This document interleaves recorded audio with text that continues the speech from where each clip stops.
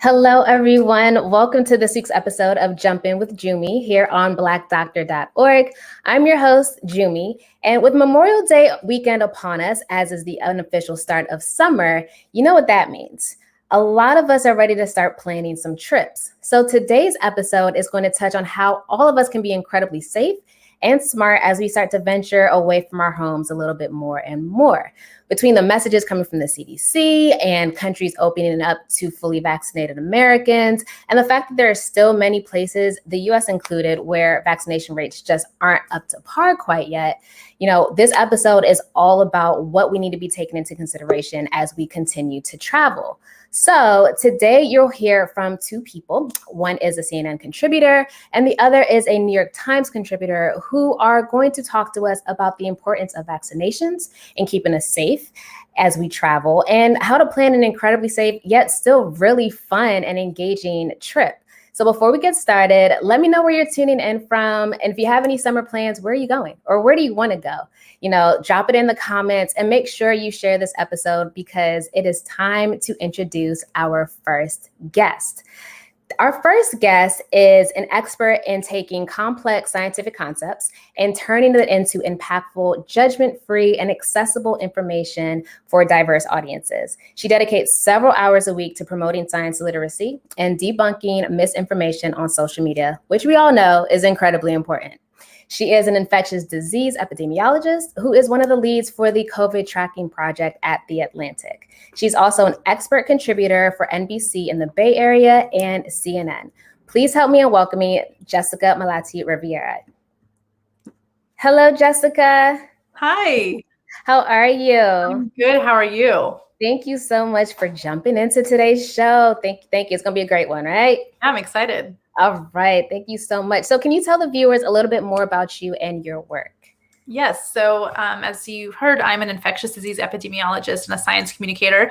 I've just spent the last year working with the COVID tracking project as the science communication lead, which essentially was helping make sense of the data that was coming out of all 56 states and jurisdictions related to COVID testing, cases, hospitalizations, and deaths.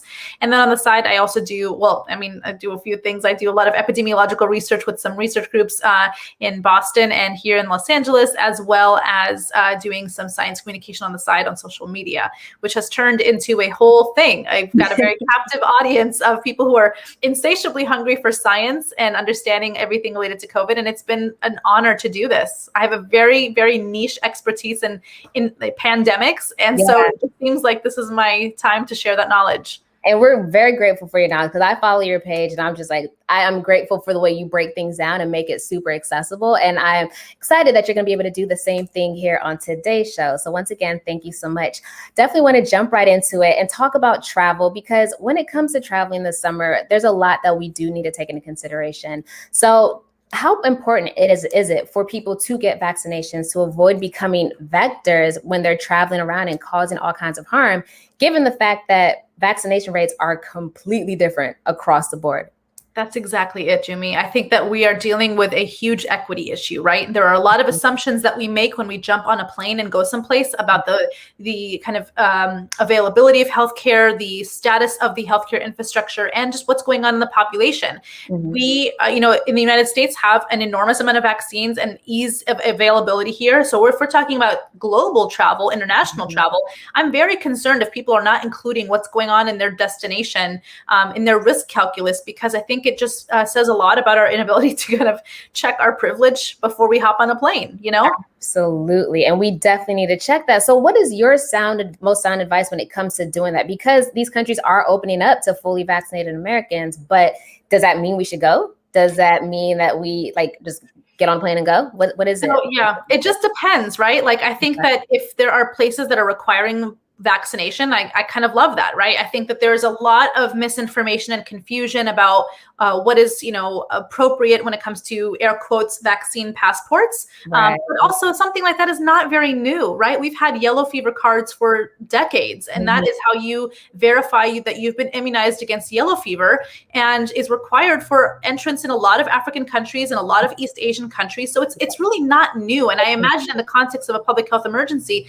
it's going to be normalized utilized for a lot of places. So I think that if you're vaccinated and that you've taken your precautions when it comes to just, testing and making sure that you're being safe, if you're going to a place with not experiencing a burden of the disease, I think it's fine to go.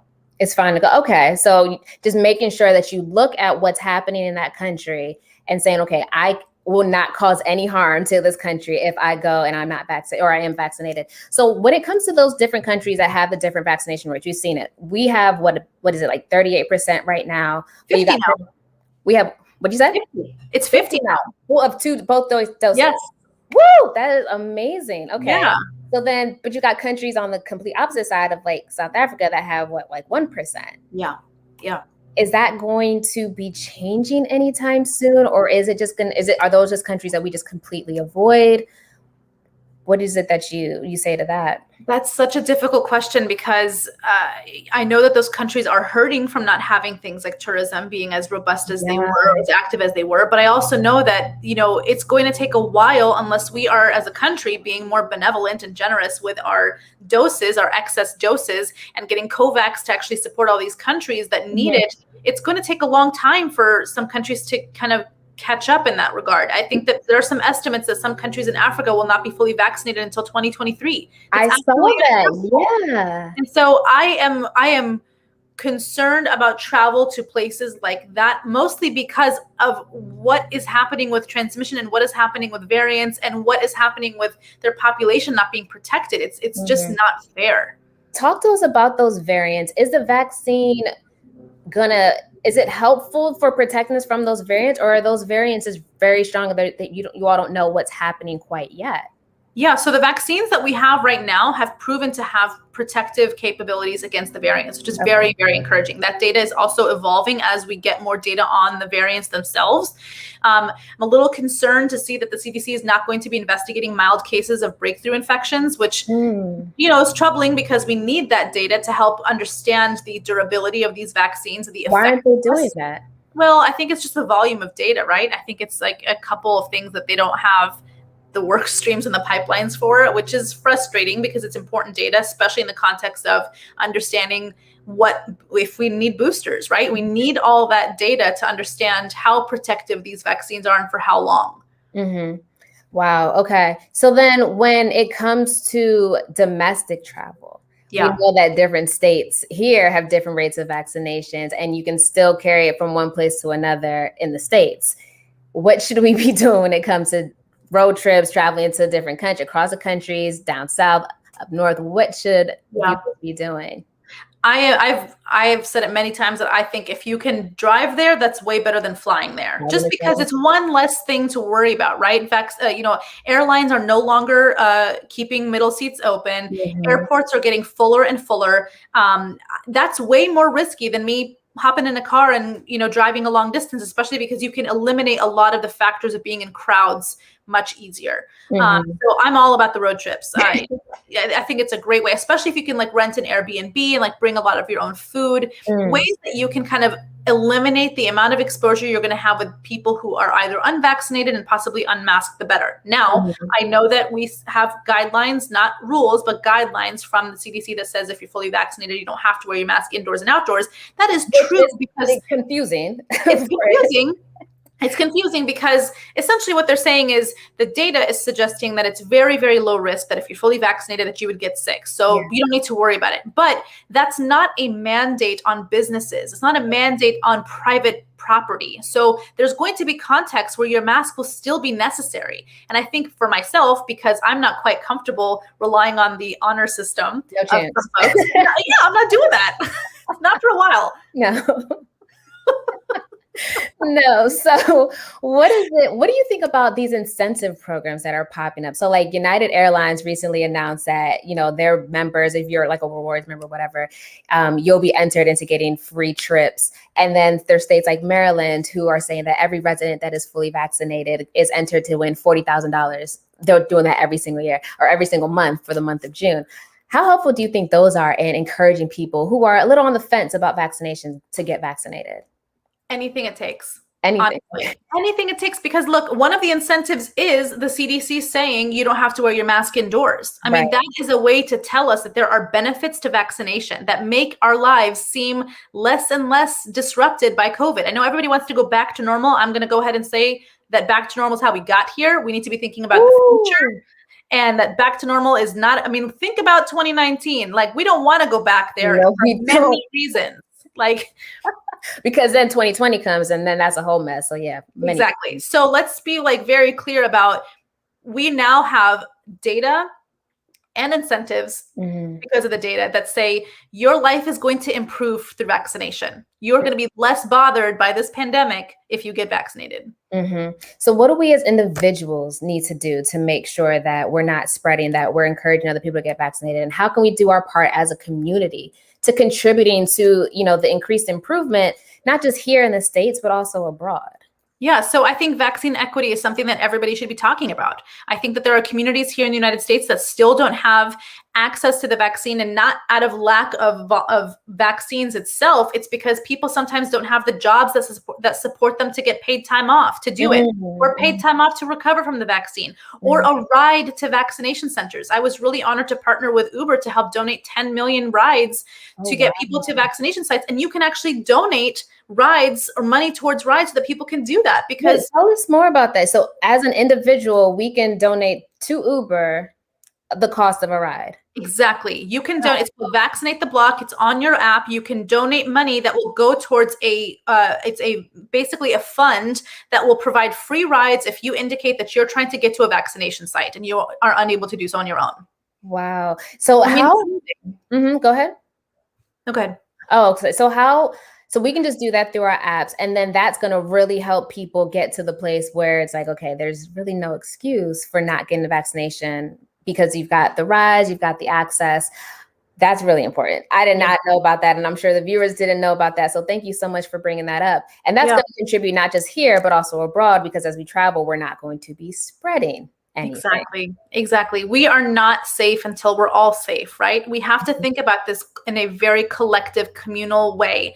And I think that this is an opportunity to exercise compassion and love for our neighbors by doing something. I mean, vaccination is one of the most altruistic things we can do, because we are basically, you know, making sure that we don't get the virus and that we don't transmit the virus. I know a lot of people are still confused about if the vaccine prevents transmission, and it absolutely does, dramatically so. You are very worried. Reduces transmission. It's essentially stops it. Yeah. There you go, folks. That's another reason. Yeah, your risk of transmission is very, very low post-vaccination.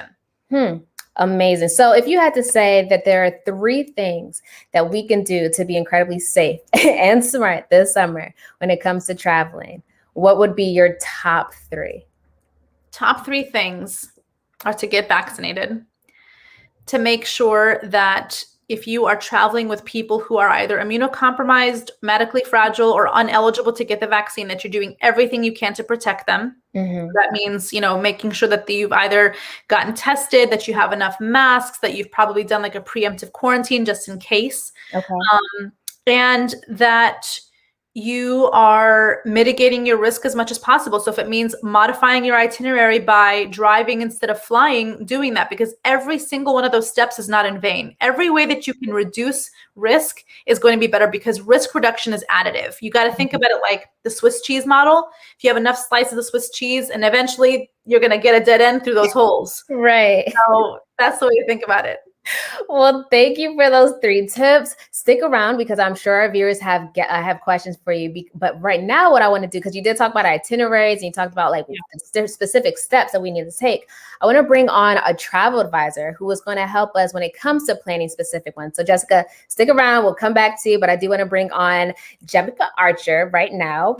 Welcome, Jamaica. How are you? I'm great. How are you? Thank you for having me on. Thank you for joining. You are a travel advisor that is based in Jacksonville, and you specialize in planning trips for individuals and groups to go pretty much anywhere in the world. So I want to talk to us about how we can get our travel plans right. You know, starting with the basics of like, what are some of the most important questions we should be asking ourselves in the beginning stages of booking a trip? What was your steps? I know you just came back from somewhere. So what steps did you take that you actually implemented on your most recent trip?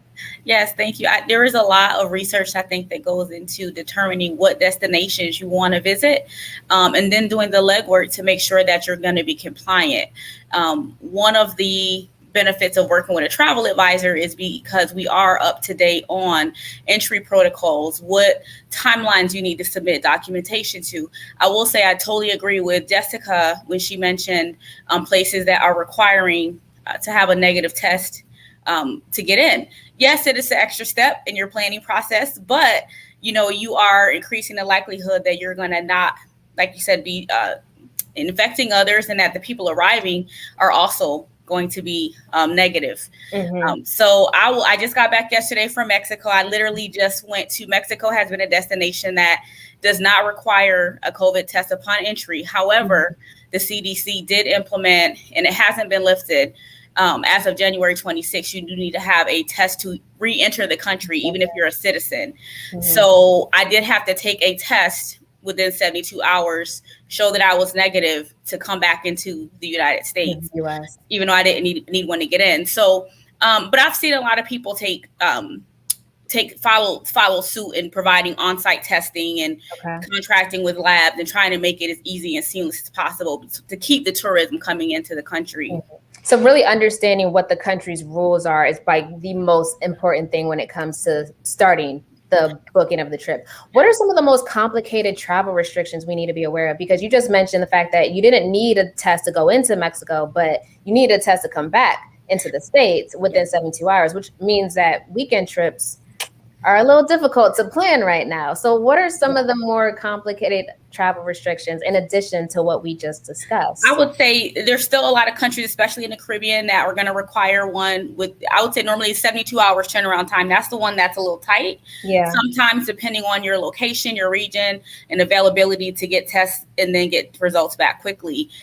There's some places like I know Turks and Caicos and Aruba for a while, and I think they still are requiring travel insurance also to make sure you can enter the country. You have to upload it in advance. And as well as obtain a travel authorization to be able to pre-board your flight. So that means if you don't upload your negative COVID test, you don't have your documentation for your insurance, then they cannot provide you with an authorization. So you could essentially get to the airport and not be able to board your flight. So those are the types of things that make it a little complex. As well as coordinating in destination where you're going to get tested to be able to enter back into the United States. Because, again, you don't want to be locked out of the country. But I think if you do some advanced legwork and work with a professional, then you can still, safely enjoy some travel experiences. When it comes to working with a professional like yourself, I mean, for most of us, we like to go on these trips and be very spontaneous and do things to spur the moment. Like, oh, this is here. Let's go do that now. What are you seeing in terms of spontaneity? Like, does everything have to be planned in advance from the time you wake up to the time you go to sleep? Or is this where you come in and you're like, this is what you're going to do? Like, is there any kind of non-itinerary vacations happening this summer? I will say this summer, if you're going internationally, then you should get comfortable with the fact that you may have to stick to a little bit of an itinerary and plan in advance. Yes, you will have the ability to, like in Mexico, they were offering some excursions and different offsite, activities that you can do. But again, they're also planned. They're limited in size. So, an excursion that may have been a party boat in the past that, would welcome 100 visitors or 50 may only limit you now to 10 or, 15. So sometimes you're finding that you'll still have the activities, but you're going to have to limit how many people for safety, which means you need to plan, sooner in advance to make sure you have access to those types of activities. So if you're not planning in advance, you might be just sitting in your hotel. You might. Right. Well, or, I will say a lot of places have also amped up the on-property or on-site offerings. So the last time I went, I saw more wine tastings, tequila tastings. I saw karaoke and mixology classes. Like I was seeing a lot more on-site activities, and they were trying to make it more custom to the destination so that you still got a little bit of authentic food or experience on the property in the event you had to remain. Yeah, absolutely. So with regards to, as I mentioned before, there are countries in Europe that are opening up to fully vaccinated Americans. What is your advice when it comes to planning those kind of trips? Because those are more longer haul trips where you want to go places for a week, 2 weeks, and you want to do a lot of different things. How are you advising people who come to you to talk about those kind of trips, and how is their rules different from the Caribbean and Mexican countries or the Caribbean countries in Mexico, where they don't have necessarily vaccination rules? Yeah. I would say, I'll be honest, I'm all about safety. I want people to be safe. So yes, I am in the tourism. I'm a travel advisor, but I would much rather people delay if they don't feel comfortable going right now. I will say personally, I have delayed a lot of my long haul trips to Europe and Africa because I wanted to make sure that, like Jessica said, there's vaccination equity, and also because I want to enjoy the destination more when I get there. So I don't want to have as many restrictions on like curfews. Some places have curfews and limits. I'm hoping that by next summer, some things have rebounded in long haul destinations that will allow you to fully enjoy it. Fully travel. So your advice is just to kind of postpone it a little bit, go to the ones that have a little more leeway, but they're still safer. You can still plan smarter and safer trips, and then postpone the longer ones till next year when, vaccination rates are better in those countries and you can do a lot more. And I'm doing that personally. And I'm not just advising it. I have done it personally. And because I want people to be safe, and you want to make sure that you're able to enjoy that type of an investment. If you make an investment to go into Africa, into Asia, into Europe, you want to be able to immerse yourself and feel good about it. And I want you to feel good about it. So I would rather you delay and be happy. Right. And just take some trips closer to home where you feel, more comfortable about the protocols. Right. So I want to touch on something that Jessica mentioned in terms of doing road trips versus doing flights. How are you helping your clients when it comes to deciding how they're going to get to their destinations when they're doing local or domestic trips? Well, we're an international, True Blue Travels is the international travel agency. So we haven't really taken on too many domestic trips this year. Now, we've had a lot of requests for Hawaii and Vegas and U.S. Puerto Rico, U.S. territories, but those aren't territories you typically could drive to. Right. So I would say even domestically, I'm not an expert in that, but I would say internationally, I travel with a ton of masks. I still had my gloves on the plane. It was uncomfortable at first, having to wear a mask all through the airport, but I wouldn't have given it up for my week vacation that I just gave. It was a little bit of an inconvenience for a few hours as I was in flight. But when I got to my destination, the relaxation that kicked in, it was all worth it. It was worth it to me. What would you say to people who are a little hesitant about getting vaccinated, but they really do want to travel? How are you kind of balancing that out? That's a great debate. I get that question a lot of times because people haven't really bought in 100%. I would say understand that you have to be willing to do one or the other. I think that the best practice is going to be a vaccination. And I think as you're seeing, people are starting to loosen up to vaccinated travelers, but you will have countries that understand, or people will, can't get the vaccine, or for whatever reason, because it's not a one size fits all approach. There will probably have to be to deal with those continued COVID tests to enter country and to get back out. So I think that's going to be the alternative to somebody, not being able to be vaccinated. But all signs are pointing to vaccination. As you can see, opened up, people are lifting quarantine periods. They're nudging people to really try to get vaccinated to be able to enjoy those different countries.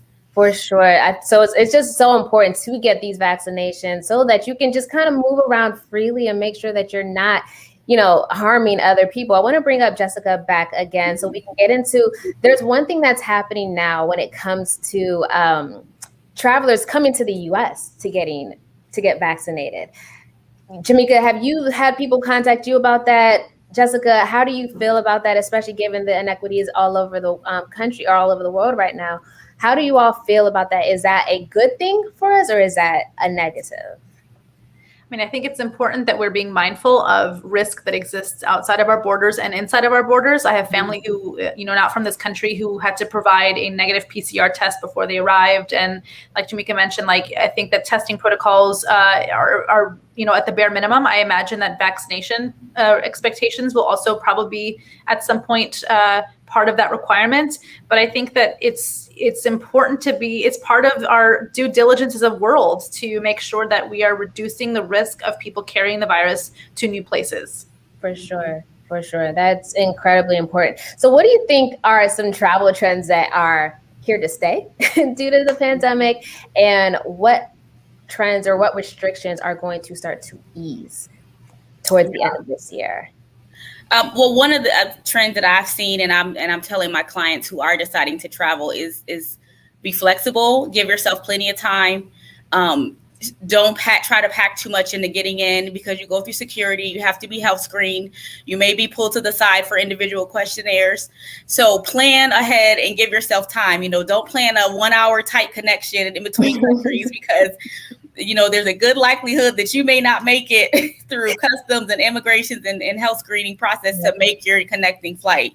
So that's one of the trends that I think people are just going to have to adjust to, the fact that it may take them a little bit longer to get through those processes. They will get a little more seamless as time goes on, but I think you should be, that's going to stay. Okay. Yeah.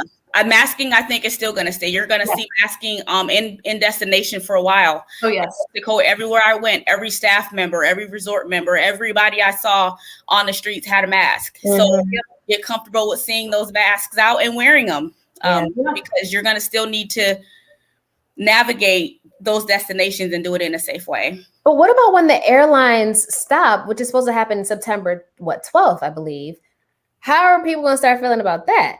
What do you think? I mean, I think from a public health behavior perspective, masks aren't going anywhere. Even if they are not required in some places, I think that the muscle memory and the kind of added security that it's given a lot of people, I myself don't plan on getting on a plane, at least with a mask near me. For flu season, forget it. I am not traveling without a mask during flu season from now on.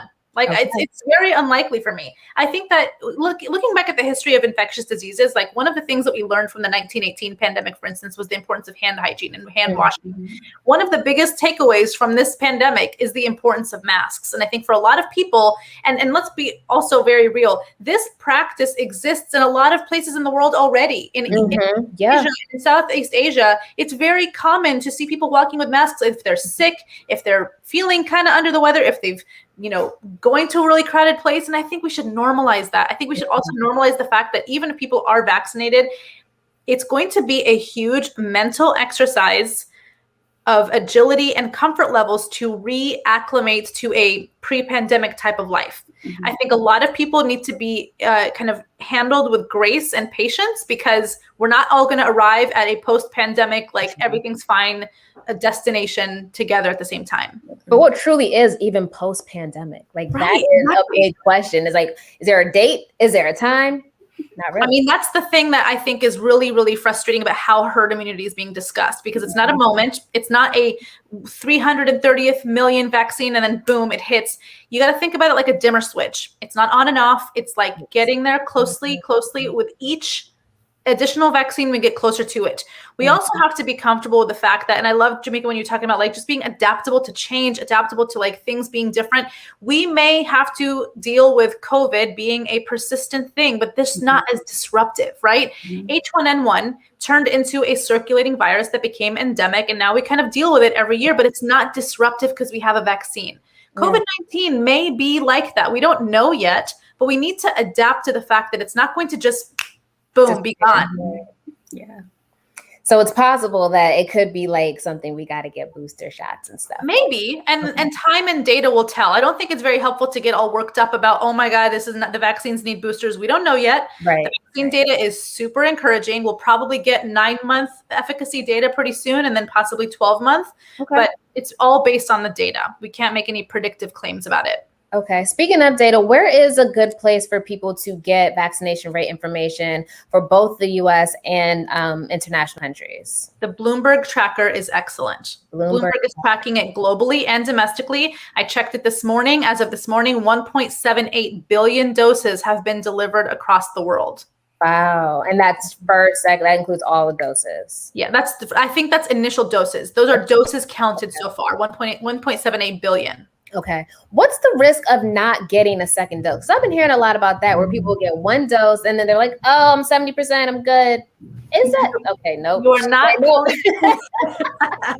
you are not considered fully vaccinated unless you are 2 weeks after your final dose. That's 2 weeks after your Pfizer or Moderna, or 2 weeks after your single Johnson & Johnson vaccine dose. That's here in the United States. And that is simply because the way that the mRNA vaccines were designed, they were designed to be a two-step process. The first one is called prime. The second one is called boost. You can think about it like the first one is a little quiz, and then the second one is the final exam, where it's like, oh yeah, I've seen all this before and I know what to do. And you're going to get those long-lasting immune response. It doesn't mean that you get nothing from the first dose. It doesn't mean that if you space them out a little bit longer, like what's happening in Canada and the UK and other countries, that it's going to be very, very bad. But it means that you're not considered fully vaccinated. You won't have those really high numbers that we saw from the clinical trials. You can't expect to have that kind of level of high protection unless you've received both. So what is the level of protection for just one dose? Well, see, again, that's still being investigated because it's not like, it's relative, right? Is it like 2 weeks measurement, 4 weeks measurement, 16 weeks measurement? But typically speaking, you're going to get really high. Like I've seen rates as high as 80% after the first dose, but it's the durability of that, how long it lasts, has not been determined. Right. So it's not even about just getting the first dose and being done. It's literally get both doses, protect yourself, protect others, and just be able to enjoy moving around. Like just, understand the data, check the data, be knowledgeable about it, and have the conversations, right? I mean, just for the peace of mind, right? It's maybe a couple bad days of feeling lousy. Yeah. I had body aches for 24 hours and then I was fine. Now I feel like Superwoman and I'm ready to go. That was me too. That was me too. Yeah. So that's really important. It's just to make sure that people understand the importance of getting the vaccine, not just for themselves, but for other people as well. So that they can, listen, at the end of the day, people are going to be traveling. And people are going to invite you on trips, and then you're like, vaccinated people only, which sounds crazy, but it's sensible, right? I'm about that. I think that you're going to see that. I think that we will probably, I'm guessing, I'm no expert about it. Again, I can't see 5 years into the future, or even 3 or 2. Right. But I do think the best practice will be having documentation to your vaccination and asking for it.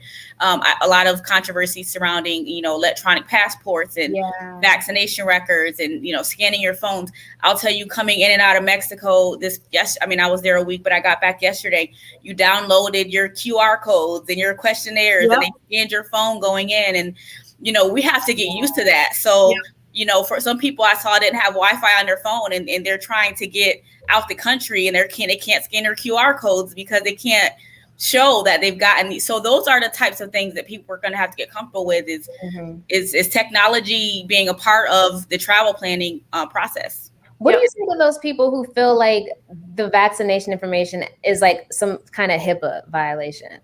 It's not. All right. The short answer is it's not. So releasing your vaccination status or requesting that is not a HIPAA violation. It is personal health information, but it is not a HIPAA violation. HIPAA is specific to very specific contexts, HIPAA violations in the medical context, and it does not apply in this scenario. Okay. So asking you for it is not a violation. It is your personal health information, but it's not a violation of HIPAA. And it's important. And so you're saying, Jamika, you literally you give all of that information, and that is just here to say. So is that the parts of the vaccine passport that we're hearing about that they haven't figured out like a one centralized way to do it, but that's what they're going to be doing for the most part? Again, they haven't come up to one centralized way to do it. And I think some countries are going to differ. I don't know if it's going to be a global one size fits all type of policy, but I think that, you will need to, and that's going to be the hard part too, is adhering to every country, because every country is going to be different, or the country hopping. Like I know people who go to Europe and then they want to visit Germany and they want to visit this country and that country. Well, you may have different entry protocols and different timelines. So I do think that eventually it will be something that's going to be required electronically to have, because even just trying to get through the lines with people yesterday not having like electronic access, and they had to do paper, that held up the lines, right? Because you go through the lines and then you're trying to get through and they're trying to fill out a paper form. Well, they're trying to eliminate that. Destinations had to pay taxes. You had to pay it online, and you just have to do everything electronically and save your code so that when you're going through these lines, it can scan it and show you paid. Okay, you can go. You did your questionnaire, you can go. You didn't, you're going to be held up a little bit. Right. So I saw something the other day that said, would you go to a country that had a cholera outbreak? And the answer to that was like, no. So if you went, would you go to a country that's having a COVID outbreak or having, these various variants popping up? And the answer to that obviously is no, but there are obviously still people that want to go to certain countries that might be having outbreaks or having high COVID rates. What do you say to that?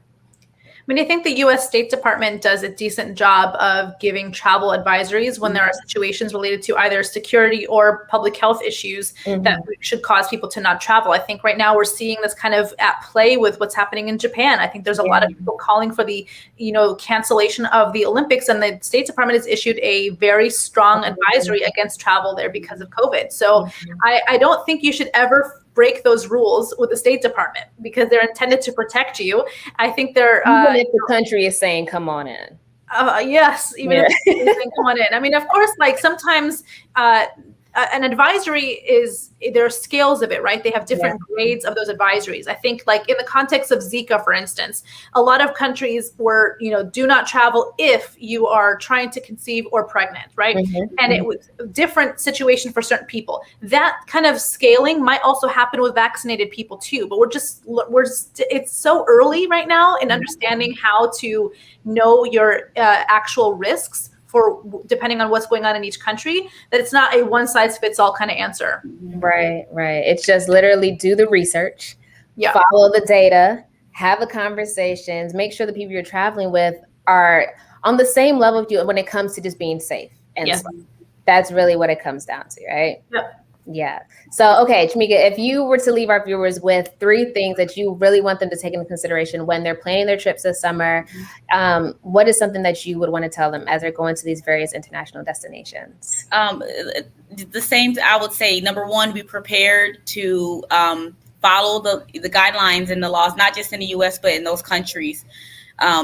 Masks, have backup masks, have backup upon backup masks.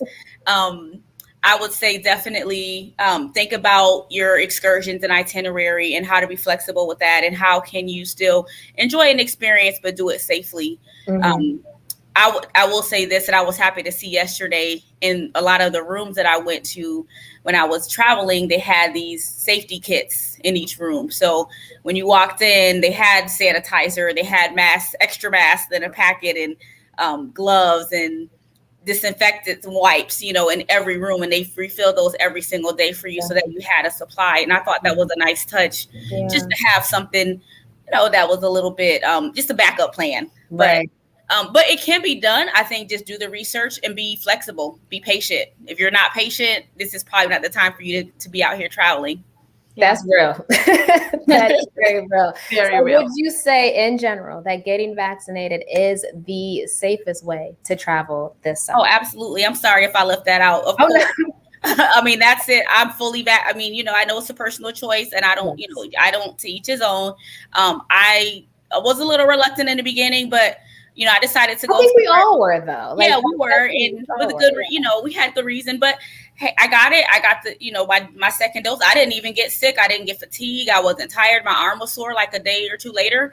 I got, even after the second dose. So, I have my records. One thing that I will tell people to do is travel with a copy of your vaccination record. Also, that's a good practice. Is if you have the original.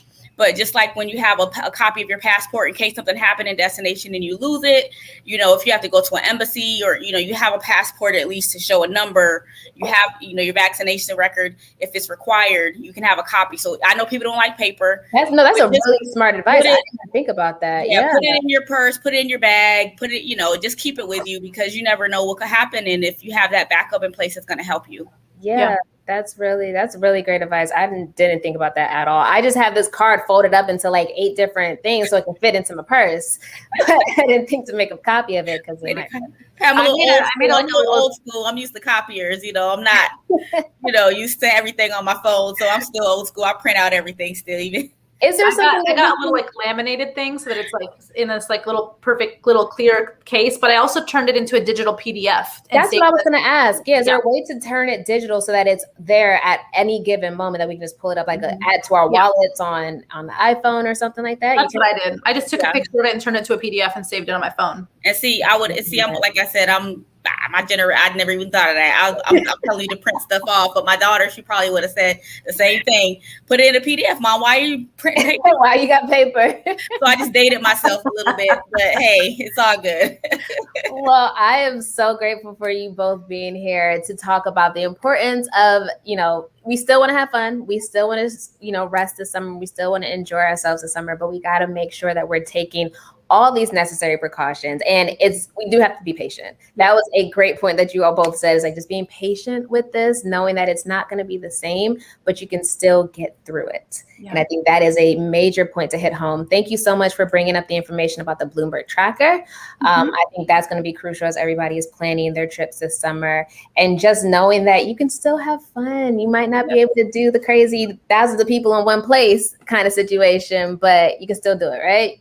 So thank you both, Jamika. Thank you, Jessica, for tuning in. Everybody watching right now or watching the replay, I hope you've gotten a ton of really great information so that you can enjoy your Memorial Day weekend and beyond, because we're not going to go back to normal. We don't want to, right, Jessica? We don't want to go back to normal, but we do want to continue to improve. So thank you all for tuning in. I will see you all again next week. That is the end of today's episode. See you all next week. Bye. Thank